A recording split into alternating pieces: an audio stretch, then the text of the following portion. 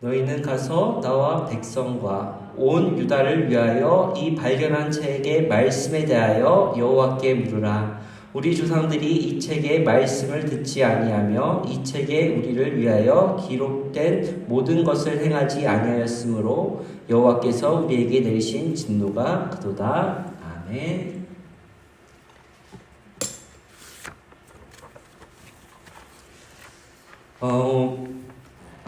최근 하버드대 전 교수였던 석학 조던 피터슨이라는 분이 계십니다. 젊은이들한테 굉장히 좀 유명한 지식인으로서 알려져 있는데요. 그가 항상 하는 말은 그렇습니다. 세상 탓하기 전에 네 방 청소부터 해라. 좀 웃음이 나실 만한 이야기일까요? 그렇게 주장하는 이유는 그렇습니다. 방을 치우는 사소하고 긍정적인 행동이 모여서 나를 바꾸고 그런 행동이 모여서 점차 세상을 바꾼다라는 것입니다. 즉 사소한 것부터 정리하면서 점차 큰 것을 바꿔가라는 것이죠. 오늘 본문 말씀은 어떻게 보면은 정리정돈을 제일 못하는 저에게 하시는 하나님의 말씀이 아닌가 싶습니다.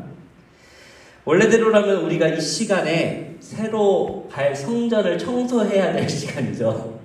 그런데 사정에 의해서 우리가 지금 이 자리에 있습니다. 저는 어떤 말씀을 전할까 하다가 한번 우리가 성전 대청소에 대해서 한번 다시금 하나님의 말씀을 살펴보고 점검해보자 라는 말씀으로 오늘 말씀을 준비해봤습니다.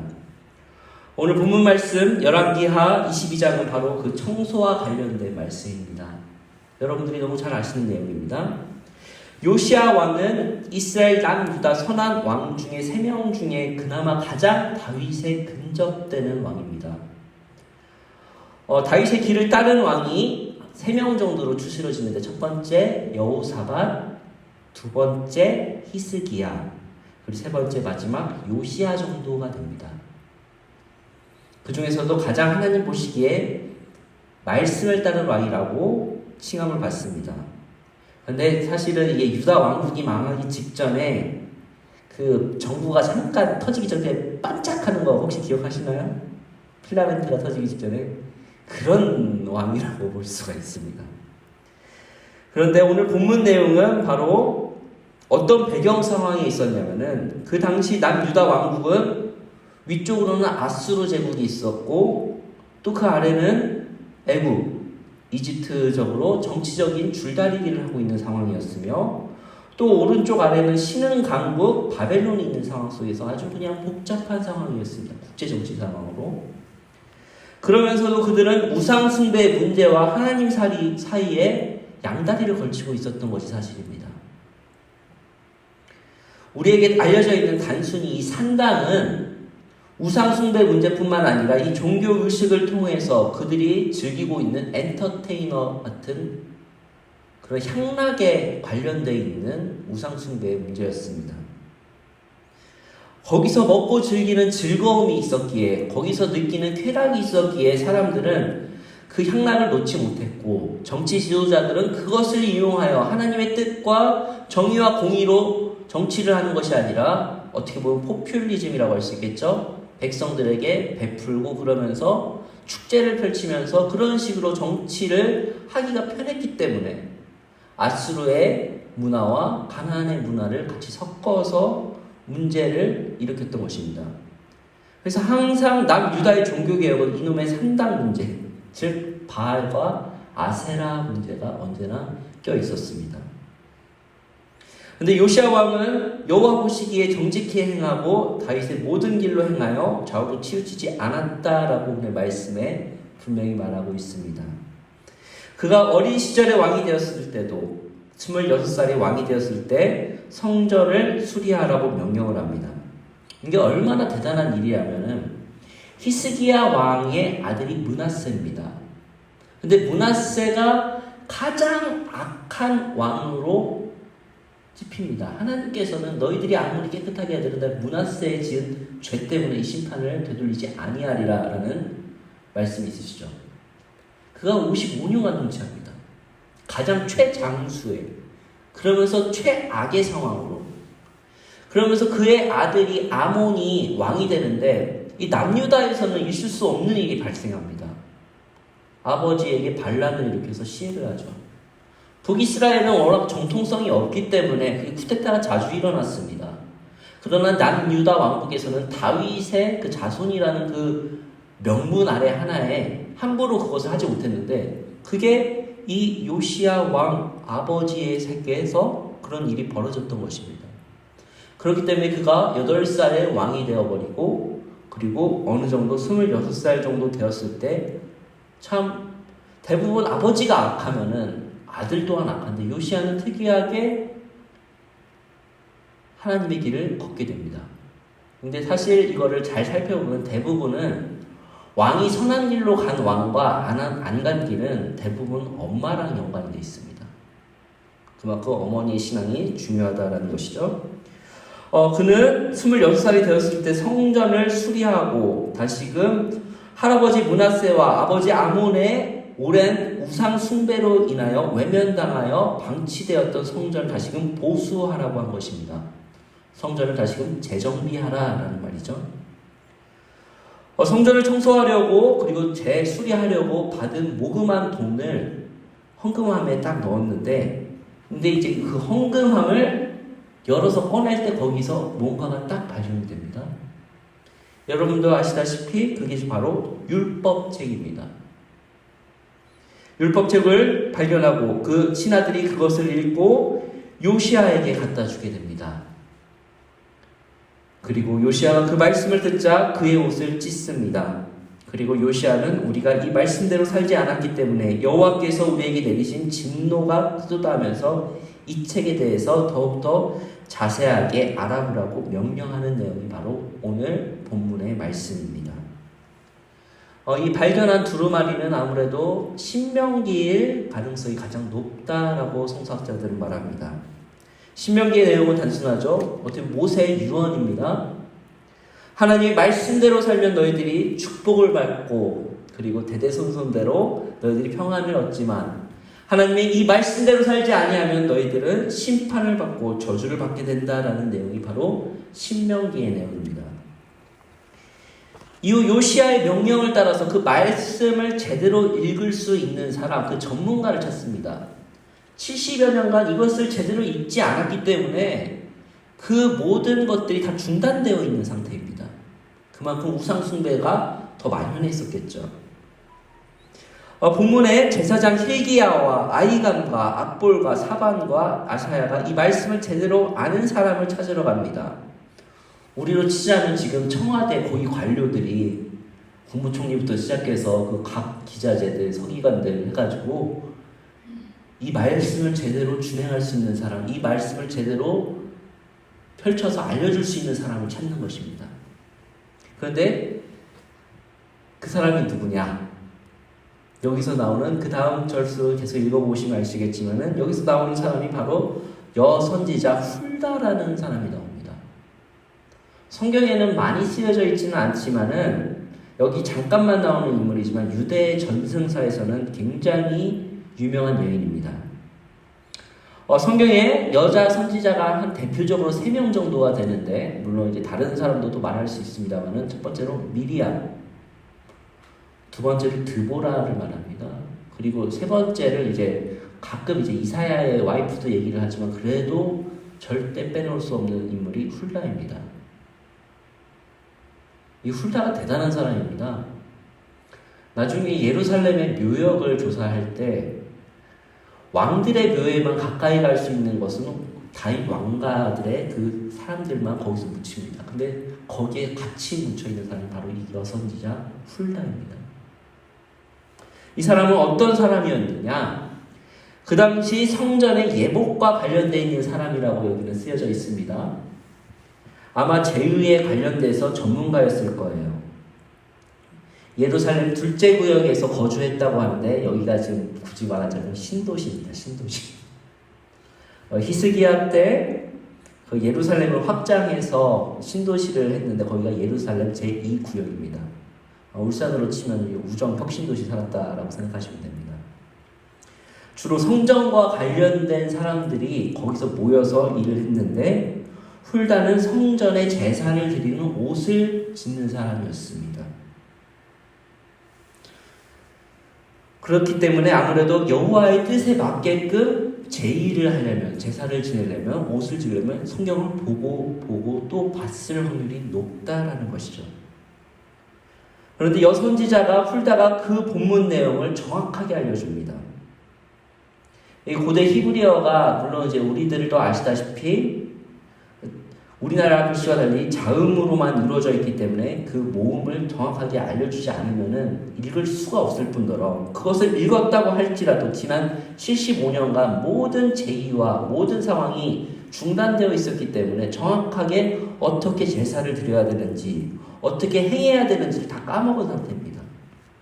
그런데 유일하게 여선지자 훌다는 그 말씀을 계속 보고 또 보고 그 집안 대대로 이어져 왔기 때문에 그 말씀을 정확하게 알려주는 능력이 있었던 것이죠. 성경을 조금 깊게 읽으신 분들은 아마 이런 의문을 가지실 수 있습니다. 그 당시 요시야 때 분명히 예레미야가 활동을 했다. 그러면은 예레미야한테 갔어야지 왜 훌다한테 가냐, 이런 의문을 가질 수 있습니다.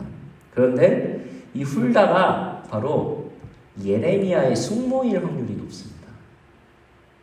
아무래도 더 오래된 이 훌다가 예레미야의 숙모인데 남편이 살룸이라고 나옵니다. 근데 예레미야서에서도 자신의 숙부 살룸이라고 나오죠. 이 인물이 동일 인물일 확률이 높다라고 합니다. 한마디로 예레미야는 막 이제 활동을 시작한 이제 신입이라고 한다면은 이 훌다라는 여인은 기존에 있었던 많은 사람들에게 이 예법에 있어서는 이 사람이 전문가야, 이 사람이 최고야 라고 알려져 있을 확률이 높다라는 것이죠. 그런데 훌다가 오늘 여호와의 말씀을 전합니다. 아주 무서운 말씀입니다. 본문 15절 17절입니다. 훌다가 그들에게 이르되 이스라엘 하나님 여호와의 말씀이 너희는 너희를 내게 보낸 사람에게 말하기를 여호와의 말씀이 내가 이곳과 그 주민에게 재앙을 내리되 곧 유다 왕이 읽은 책의 모든 말대로 하리니 이는 이 백성이 나를 버리고 다른 신에게 분향하며 그들의 손에 모든 행위로 나를 경노하게 하였음이라. 그러므로 내가 이곳을 향하여 내린 진노가 꺼지지 아니하니라 하라 하셨느니라. 말씀의 내용이 분명합니다. 이 백성이 나를 버리고 다른 신에게 분향하며 그들이 손에 모든 행위로 나를 진노하게 하였기 때문에 심판이 내린다는 것입니다. 즉 뉘앙스가 이렇습니다. 그래 맞아. 근데 이미 때는 늦었어.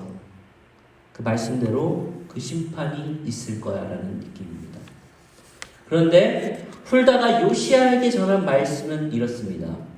그럼에도 불구하고 내가 여호와의 말씀을 듣고 겸비하여 옷을 찢고 통곡하였으니 너만큼은 조상들에게 평안이 돌아갈 것이다. 그리고 여기서 내리는 모든 재앙을 내 눈으로 보지 못할 것이다 라고 말합니다. 말씀 그대로 요시야는 평안히, 물론 이제 전쟁을 통해서 죽게 되지만은 그래도 하나님이 내리시는 진노를 보지 않고 평안히 죽게 됩니다. 요시야 때는 그 재앙이 임하지 않는다라는 것이죠. 그럼에도 불구하고 하나님의 심판은 분명합니다. 그 말씀을 들은 요시야는 백성들의 지도자들인 장로들을 모두 모으고 그들과 함께 성전 정결 운동을 하게 됩니다. 그때까지 성전에 있었던 성전에 바알과 아세라 신상이 있었다고 합니다. 그리고 하늘의 일월성신을 위하여 만든 모든 그릇들을 다 철폐하게 되고 성전에서 내달아 불사르고 성전을 깨끗하게 합니다. 또한 유다 모든 성읍과 예루살렘 주위에 있는 산당들과 분향하는 모든 우상을 섬기는 자들을 폐하고 이교 풍속을 제거하며 예배를 철저하게 깨끗하게 합니다. 특별히 이 므낫세가 가장 이끌어들인 아수르 종교의식을 없앰으로 종교의 그러니까 우상 숭배의 모든 흔적을 없애는 운동을 하게 되죠. 23장을 읽으시면은 더 답이 나오지만 그들은 75년간 행하지 않았던 유월절을 다시금 지키게 됩니다. 75년 동안 안 지켰습니다. 요시야 왕 18째 해에 예루살렘에서 여호와 앞에서 유월절을 지켰다고 합니다. 이 당시에 요시아와 같은 마음을 다하여 뜻을 다하여 힘을 다하여 모세의 모든 유월절을 지킨 왕은 전에도 없었고 후에도 없었더라 라고 성경은 말합니다. 물론 다윗 왕 때까지는 지켰겠죠.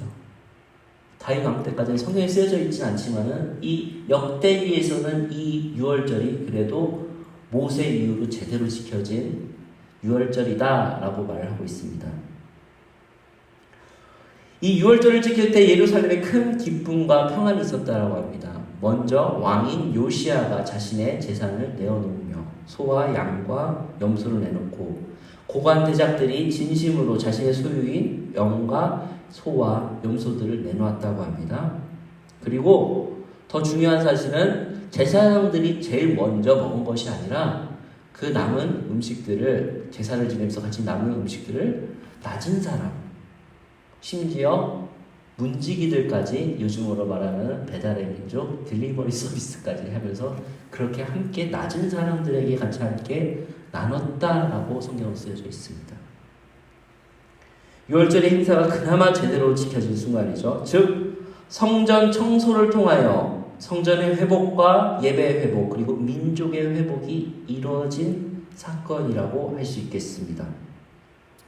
자, 말씀을 좀 정리해보면요. 우리가 오늘 읽은 성전 청소에서 우리가 주목해야 할 메시지가 과연 무엇일까? 우리가 유월절을 지켜야 한다는 것입니까? 물론 그것은 예배를 통해서 지금 우리가 지켜지고 있습니다. 제가 오늘 왜 이 본문을 가지고 왔냐면은 오늘 본문을 통하여서 살펴봐야 할 메시지가 있다고 한다면 우리는 이제 성전 청소를 하면서 교회를 살피며 우리에게 주신 하나님의 뜻을 발견해야 된다라는 말을 드리고 싶었기 때문에 그렇습니다. 우리는 성전 청소를 하며 하나님의 뜻을 발견해야 한다는 것이죠. 이들은 요시아의 명령에 따라 청소를 하다가 하나님의 말씀을 발견하고 난 뒤 그 뜻을 비로소 알고 여호와의 명하신 규례대로 우상을 없애고 결과적으로 유월절을 지키게 되는 것을 볼 수가 있었습니다. 우리가 지금 그렇다고 해서 교회를 뒤적뒤적 해가지고 말씀을 찾으라 그건 아닙니다. 그런데 그 정신을 기억해야 한다는 것이죠. 우리도 매주 토요일마다 예배를 드리기 위해서 성전 청소를 합니다. 저도 가끔 하지만은 요즘 좀 바빠서 못했습니다만 반성합니다만은 저도 걸레질을 하거나 또 빗자루를 들면서 이 교회를 쓸 때마다 하는 것은 그러면서 생각하는 것은 하나님 귀한 직분 주셔서 감사합니다. 과거 2000년 전, 3000년 전 레위인들도 이것을 했겠지요? 라면서 그렇게 청소를 하고 있습니다. 또 다른 레위인들은 또 나같이 분명히 여기를 청소하면서 성물들을 관리하고 또 제가 아침마다 출근하면서 교회를 둘러보면서 하는 생각 또한 그렇습니다. 지금 내가 하고 있는 이 행동들은 과거 수천 년 전에 있는 레위인들도 했겠지라고 말입니다. 먼저 하는 것은 교회를 먼저 둘러보고 어디에 혹시 상한 곳이 있는지 없는지 한번 살펴보는 것이 제 가장 아침의 임무입니다. 교회가 아무래도 오래되다 보니까 비가 오면 새는 곳도 있고 또 최근에 좀 노후 되면 좀 물건이 좀 상하는 경우도 있습니다. 사람이 하는 일이라 실수도 있지만 그래도 교회가 교회답게 이 건물이 건물답게 유지된 것은 여러분들의 교회를 살펴보시고 지키시고 그리고 보수했기 때문에 우리가 지난 20여 년간 이곳에서 예배를 드릴 수 있었던 것은 여러분들의 교회를 사랑하는 손길이 있었기 때문에 가능한 부분이라 생각이 됩니다. 그런데 지금 우리는 이 성전을 곧 해체가 기다려지고 있고 우리는 이사를 준비 중에 있습니다. 이곳에서 어떻게 보면은 오늘이 오후 예배로서는 마지막 예배입니다. 여기서 예배 드릴 날이 얼마 남지 않았습니다. 건축을 해체하시려고 오시는 분들이 오셔서 저에게 이것저것 물어보시더군요. 그게 조사가 꽤 깐깐하게 이루어집니다. 방이 몇 칸이 있는지 재료는 뭘 썼는지 그런 것들도 다 알아봅니다. 근데 저한테 물어보시는데 제가 여기 온 지 얼마 안 됐기 때문에 잘 모르죠. 그런데 대략적으로 제가 다른 교회에 감안해보면은 대략 이 교회의 건축 양식은 한 70년대에서 80년대 양식입니다. 이 건축 스타일이 그렇습니다. 그런데 아마 이 교회가 화재가 있어서 이게 내부와 외부가 좀 다를 겁니다 라고 하는데 그것까지도 물어봐요. 화재 몇 년도에 있었냐고. 그래서 저도 뒤적뒤적 하면서 저희 교회 역사상으로는 02년도에 있었습니다 라고 하면서 그것도 다 적어가더라고요. 저는 모르죠.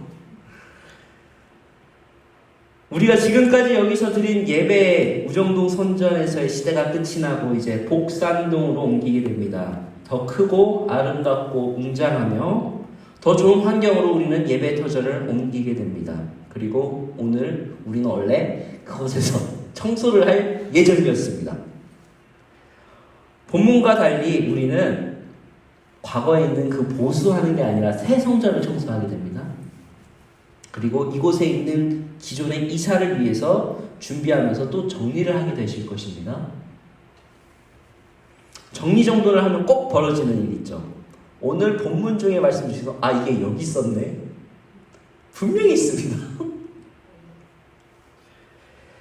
물건을 아무래도 과거에 잃어버렸던 물건을 분명히 우정동 성전을 여기를 정리하시면서 이게 여기 있었네 하실 것이 많습니다. 분명히 그럴 것입니다. 그런데 저희는 그것을 찾으려고 하는 것이 아니라 하나님의 뜻을 찾으려는 것입니다. 하나님께서 우정동 성전을 이렇게 허락하셨던 그 뜻 정리하시면서 찾으시고 복산동 새 성전을 청소하시면서 찾아야 될 그 하나님의 뜻, 하나님이 우리를 여기로 옮기게 하셨던 그 이유를 청소하시면서 찾으시라는 말씀입니다. 더 큰 공간, 더 좋은 곳, 일할 곳도 더 많고 아마 더 넓어질 것입니다. 청소할 일도 분명히 많아지겠죠? 살펴봐야 할 공간, 전기불 등등 아마 신경 써야 될 일이 더 많아질 겁니다. 그것은 분명한 사실입니다. 그래서 아마 좀 교회가 커지면 아마 더 힘든 일도 있을 겁니다. 그러나 우리가 교회에 와서 봉사를 하는 것은 단순히 일을 하는 것이 아니라 주께 섬기듯 이 교회를 섬기고 내 이웃과 내 형제를 사랑하는 것에 의미가 있다는 것을 하나님의 뜻을 잊지 않으시기를 소망합니다. 즉 청소를 하면서 다시 말씀드립니다. 하나님의 뜻을 발견하는 것. 그것이 바로 우리 성전 청소의 의미가 있다라는 것이죠. 우리가 성전 청소를 하면서 우리에게 주신 하나님의 뜻이 무엇이 있을까요? 최근에 기독교 신문에서 짧게나마 본 컬럼이 있습니다. 요즘 교회가 점점 어려워지니까 교회가 술집으로 넘어간다라는 소식을 아마 여러분들께서 간간히 들으셨을 것입니다. 외국에서는 벌써 그렇게 되어 왔고 우리나라도 이제 점점 그렇게 된다라는 것이 지금 되고 있습니다. 그런데 거기서 무엇을 지적했냐면은 교회가 술집으로 넘어가는 것을 두려워하기보다 예배가 술집처럼 된다는 것을 더 주의하십시오라는 것입니다. 무서운 말이죠? 교회가 문을 닫고 없어지는 것보다 더 주의할 것은 우리가 드리고 있는 이 예배가 세상적으로 물들지 않기를 더 바라는 마음에 그 말을 하는 것입니다. 바로 예배가 흐트러지고 현 시대를 비판하고 각성하라는 것에서 아마 그 말이 있는 것이겠죠. 성전 청소라고 하면은 제일 먼저 떠오르는 말씀이 사실은 이 본문보다는 예수님의 정결사건 운동입니다. 너무나 잘 알다시피 예수님께서 유월절을 지키기 위하여 성전으로 올라가셨는데 그곳에서는 많은 장사꾼들과 환전 상인들이 있었습니다. 예수님께서는 그것들을 모두 엎으시고 성전을 강도의 소굴로 만든 이들을 비판하십니다. 너무나 잘 아는 이야기입니다. 이때 당시에 여러분들도 다 아시지만 하나님께 성전 제사를 드리기 위해서는 흠없는 수량과 염소를 잘 끌고 와서 하나님 앞에서 거기서 이제 제사장에게 딱 넘겨주고 거기다가 자기 죄를 사함을 받는 것이 바로 관례였습니다. 근데 여차저차 하다 보니까는 끌고 오려다 보니까 염소가 상하기도 하고 얼마나 그 말 잘 듣습니까? 저도 가끔 이제 어린 시절에 소도 끌고 뭐도 했습니다만은 아버지의 힘을 때문에 말 안 듣습니다. 그거 끌고 오는 거 곤욕입니다. 그거. 그러니까 편의에 의해서 밖에서 더 좋은 거, 좋은 상품으로 하나님께 드리세요. 더 좋은 것으로 하나님께 깨끗하게 편하게 드리세요라고 했던 그 사고방식이 결국에는 성전을 관리하는 제사장들과 결탁하게 되고 그것이 성전 안까지 들어오게 되는 그런 타락한 모습 말입니다. 이 두 사건이 사실은 요시야 왕 때의 일월성신 아세라와 바알이 있는 것과 이 모습이 비슷한 맥락이 있습니다. 보기에는 바알과 아세라가 더 악해 보입니다. 어떻게 보면 우상 신상이 막 성전에 들어왔으니까 더 악해 보이겠지만 사실은 돈을 벌려고 하는 만민이 기도하는 집을 강도의 소굴로 만든 사건이나 바알과 아세라가 그 신상이 교회 안에 들어온 상황이나 별반 다를 것이 없다라는 것입니다. 결국 예배가 이방인들의 문화로 오염되고 돈에 의하여서 세상에 생각하는 금전적인 논리로 인하여 교회가 타락하게 됐다는 것이죠. 예수님 시대 성전이 장사판이 된 것은 그 당시의 종교적인 문화가 타락했음을 보여줍니다. 그것이 고대나 중세시대의 극치를 당해서 우리 개신교는 그것이 아닙니다 라고 말하면서 우리는 종교개혁을 하고 뛰쳐나왔습니다. 주의해야 될 것은 거룩한 성전이 자칫하면 강도의 소굴로 되기가 너무나 좋은 곳이라는 것입니다. 그것은 고대나 중세나 현대에 이르기까지 똑같습니다. 정치, 종교, 경제는 언제나 이 세 박자가 맞물려 있기 때문에 그렇습니다. 그렇다고 한다면 우리는 어떻게 해야지만이 이 거룩한 공동체를 정결하게 유지할 수 있을 것인가? 방법론적으로 너무나 다 아시는 내용이지만 다시금 점검하는 차원에서 세 가지만 말씀드리겠습니다. 첫째, 매일매일 말씀으로 내 자신을 청소해야 합니다. 말씀에 비춰서 내 자신을 매일매일 점검하고 되돌아봐야 한다는 것이죠. 내 속에 하나님이 원하지 않는 부분이 있다고 하면 그것을 제하시고 정리하셔야 합니다. 혹여나 힘든 부분이 있다, 정말 묵혀둔 것이 있다, 목적성을 가지시고 그 쓴뿌리를 위해서 기도하셔야 될 것입니다. 우리는 언제나 우리 중심에 지키는 가운데 있어서 이곳에서 내 몸이 성전이고 거룩한 성령님이 계시는 곳인 줄을 우리는 고백하고 있습니다. 예수 그리스도를 모시는 이 성전인데 내 마음이 혹여나 다른 생각과 다른 마음이 있다라고 한다면 그것을 언제나 매일매일 말씀에 비춰서 청소하시고 성령의 힘으로 그것을 제해야 할 것입니다. 저는 개인적으로 새벽 기도가 참 좋습니다. 물론 힘든 부분도 있죠. 하지만 그날 하루의 말씀으로 시작을 하면서 말씀으로 되돌아보고 나의 마음과 나의 생각을 하나님의 말씀으로 잡아주기 때문에 저는 새벽 기도를 참 소중하게 생각합니다. 다시금 말씀드립니다. 하루하루를 내 말씀으로 비춰서 나를 먼저 청소해야 합니다. 두 번째입니다.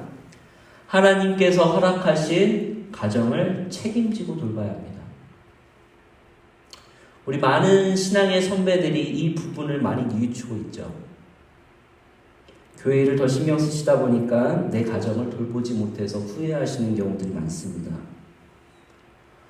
돌아가신 목사님이시지만 대표적으로 음보 옥하는 목사님이 계시죠. 그렇게 그 나중에 후회를 했다고 합니다. 근데 이미 때는 늦었어요. 같은 목사 아들로서 저도 왜 그런 상처가 없겠습니까마는 그래도 요즘은 보이기에는 조금은 점점 바뀌고 있습니다. 먼저 가정을 더욱더 안정적으로 공동체를 잘 가꿔야지만이 그래야지만이 더 큰 하나님의 일을 할 수가 있다는 것입니다. 감히 말씀드립니다. 가정부터 먼저 돌보시길 바랍니다. 가정부터 더 안정시키고 그 다음이 교회입니다. 세 번째입니다. 주의 몸 되신 교회를 진심으로 사랑하셔야 됩니다. 저는 수많은 교회가 지금 아픈 모습을 하고 있는 모습을 보고 있습니다. 아무래도 제가 있는 자리가 자리다 보고 또 목회자 자녀이기 때문에 더 많은 것을 본 것도 있고 더 많이 보이기 때문에 보는 것 또한 있습니다. 많은 사람들이 저에게 묻습니다. 제 또래 친구들이 묻습니다. 어떻게 그런 상황에서도 교회를 떠나지 않고 그 사역의 자리를 이어가고 있냐고 말입니다. 지금 제 또래가 제일 많이 탈락되고 있는 상황이거든요. 아마 공감하실 겁니다. 저 또한 교회의 아픈 모습과 그런 상황을 보면서 왜 저에게 그런 분노가 없겠습니까? 그런데 제가 언제나 그 친구들에게 하는 말은 딱 정확하게 이렇습니다. 요즘 애들 말대로 쿨하게 시크하게 말합니다. 내 주의 몸 대신 교회를 사랑하기 때문에 떠날 수가 없다라고 말합니다. 어떤 신학교 교수님이 현 한국교회 상황을 보면서 가난한 교인들, 제 또래가 제일 많습니다. 가난한 교인들이 한국교회 상황을 울면서 통변합니다. 병든 어머니를 버릴 수 있느냐?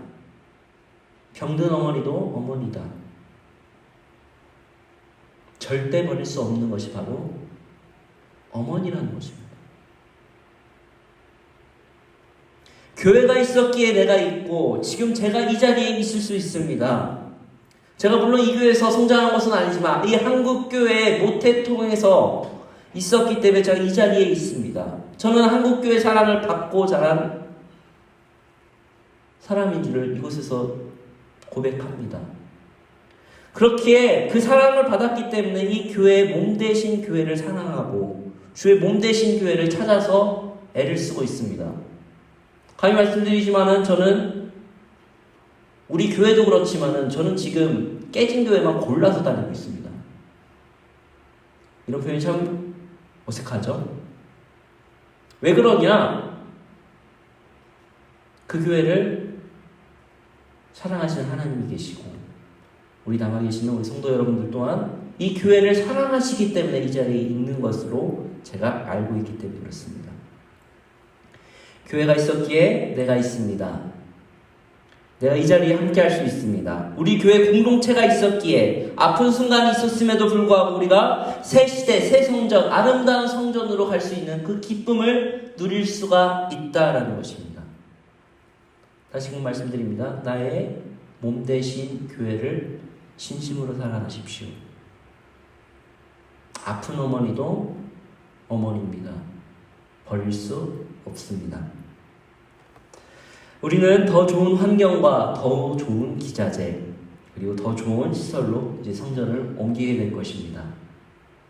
단순히 성전을 이야기할 때 그 건물로서 훌륭한 것이 아니라 그곳에서 임재하시는 하나님의 영광을 우리가 이어가길 바랍니다. 그리고 울산 세종함교회를 새 시대를 역사를 쓰시기를 원합니다. 거기서 사용하는 기자재 하나하나 하나님의 영광을 위하여 쓰여지기를 원합니다. 제가 살 수 있는 부분들은 정말 좋은 걸로 가장 좋은 걸로 해이라고 정말 노력 많이 했습니다. 여러분들께서 성전 청소를 하실 때 기도하는 마음으로 새 성전을 정비해 주십시오. 오늘 말씀에 따라서 마찬가지로 성전을 청소하며 정리하면서 우리가 발견해야 될 것은 하나님께서 우리에게 주신 하나님의 뜻입니다. 하나님, 이 의자 하나하나가 거룩한 자리 되게 하옵소서. 하나님, 이 자리에서 드려지는 예배가 거룩하게 하옵소서. 계단을 쓸면서도 먼지를 닦으면서 하나님, 이 계단을 통하여서 많은 이들이 왕래하며 이 계단을 통하여서 많은 성도들이 구원의 계단 될 수 있도록 하여 주시옵소서. 아이들의 예배자리도 마찬가지입니다. 아이들의 예배자리 그 공간을 통하여서 하나님, 이곳에서 다음 세대가 넘쳐 흘러 수 있도록 도와주시옵소서. 그렇게 준비해 주시면 감사하겠습니다. 기도하는 마음으로 성물 하나하나를 닦으면서도 기도하는 마음으로. 저도 단순히 와서 교회 와서 청소를 하면은 어떻게 보면 그냥 청소일 뿐입니다. 그러나 이곳에서 하는 일이 거룩한 하나님의 일이다 라고 생각을 하면 마음가짐이 달라집니다.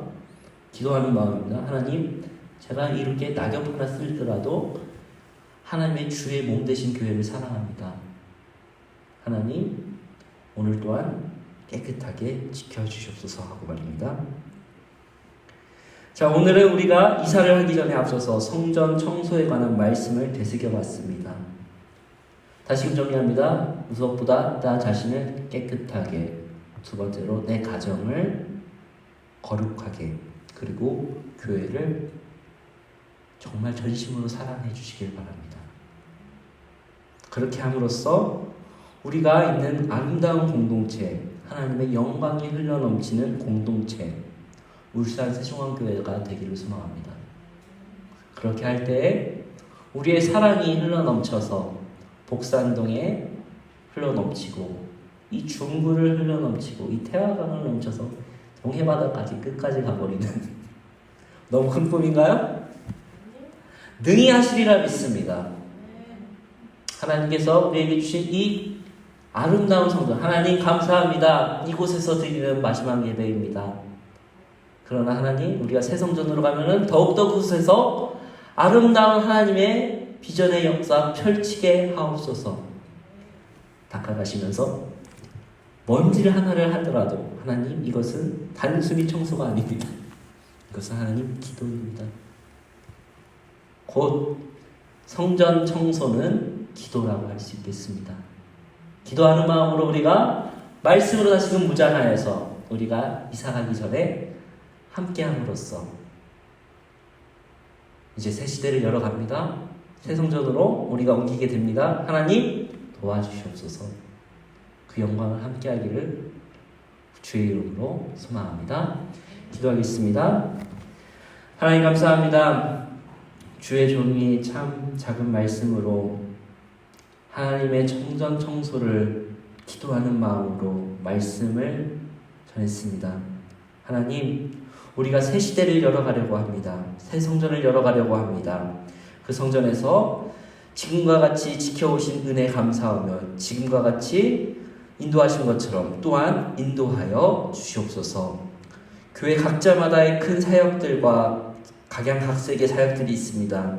그것들이 잘 면접할 수 있도록 하여 주옵시고 새 성전에서도 더욱더 풍성하게 이루어질 수 있도록 도와주옵소서. 감사하고 예수님의 이름으로 기도합니다. 아멘.